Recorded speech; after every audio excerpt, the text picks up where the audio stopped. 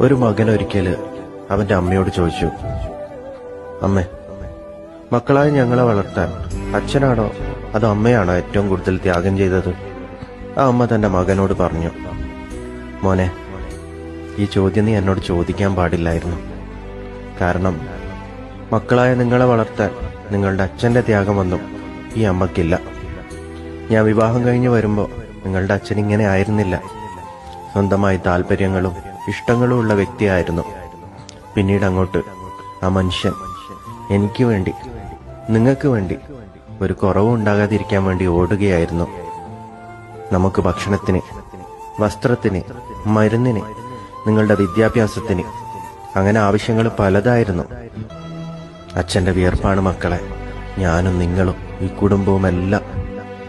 ആ മകൻ ഇതേ ചോദ്യം അവന്റെ അച്ഛനോടും ചോദിച്ചു.